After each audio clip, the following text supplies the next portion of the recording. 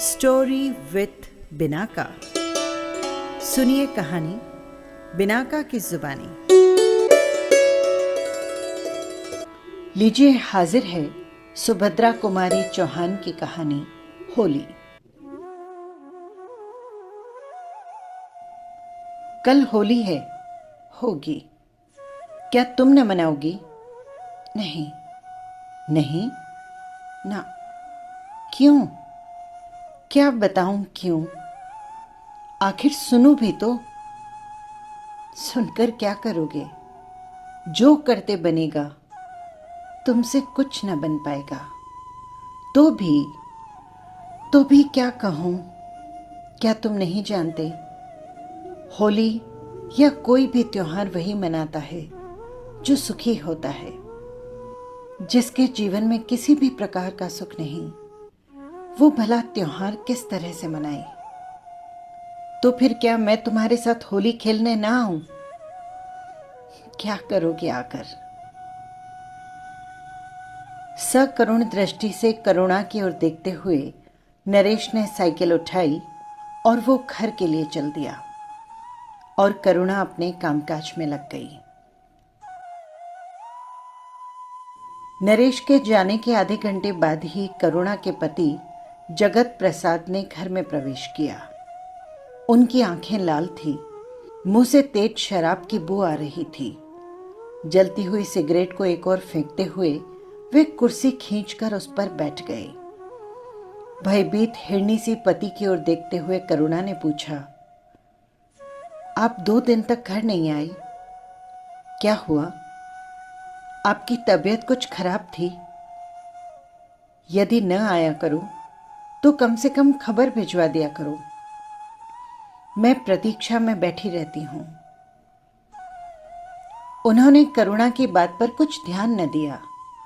जेब से रुपए निकालकर मेज पर ढेर लगाते हुए बोले, तुम ये पंडिताइन की तरह रोज ही सीख दिया करती हो कि जुआ न खेलो, शराब न पियो, ये न करो, वो न करो। यदि मैं जुआ न खेलता तो आज मुझे इतने सारे इकट्ठे रुपए कहां से मिल जाते? देखो, पूरे 1500 हैं। लो, इन्हें उठाकर रख दो।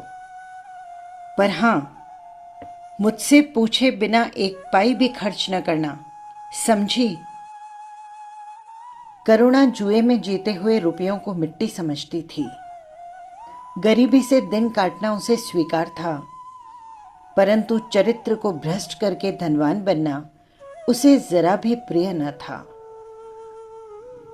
लेकिन वो जगत प्रसाद से बहुत डरती थी, इसीलिए अपने स्वतंत्र विचार वो कभी प्रकट ही न कर सकी। उसे इसका अनुभव कई बार हो चुका था। अपने स्वतंत्र विचार प्रकट करने के लिए उसे कितना अपमान, कितनी लांछना और कितना तिरस्कार सहना पड़ता था। यही कारण था कि आज भी वो अपने मन के अंदर के विचारों को अंदर ही अंदर दबाकर दबी हुई जुबान में बोली, रुपए उठाकर तुम ही रख दो ना, मेरे हाथ तो आटे से सने हैं। करुणा के इस तरह इनकारी से जगत प्रसाद क्रोध से तिलमिला उठे और कड़ी आवाज से पूछा, क्या कहा? करुणा कुछ न बोली, नीची नजर किए वो आटा सानती रही। इस चुप्पी से जगत प्रसाद का पारा 110 डिग्री पर पहुंच गया। क्रोध के आवेश में रुपए उठाकर उन्होंने फिर से अपनी जेब में रख लिए। ये तो मैं जानता ही था कि तुम यही कहोगी। मैं तो समझा था कि इन 2-3 दिन में तुम्हारा दिमाग ठिकाने आ गया होगा। ऊट पटांग बातें तुम भूल गई होगी और कुछ अकल आ गई होगी, परंतु मेरा ऐसा सोचना व्यर्थ था। तुम्हें अपनी विद्वत्ता का घमंड है तो मुझे भी कुछ है। लो, जाता हूं और अब तुम सुख से रहना। कहते कहते जगत प्रसाद कमरे से बाहर निकलने लगे।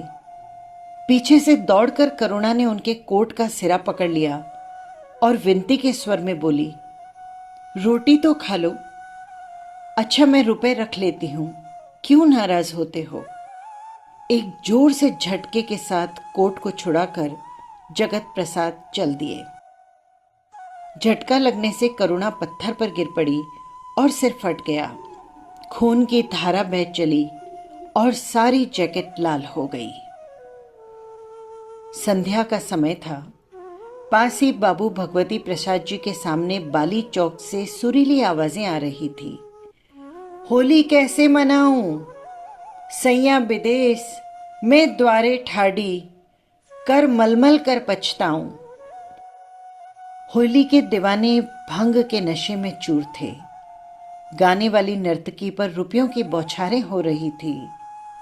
जगत प्रसाद को अपनी दुखिया पत्नी का ख्याल भी न था। रुपया बरसाने वालों में उन्हीं का सबसे पहला नंबर था। इधर करुणा भूखी प्यासी छटपटाती हुई चारपाई पर करवटें बदल रही थी।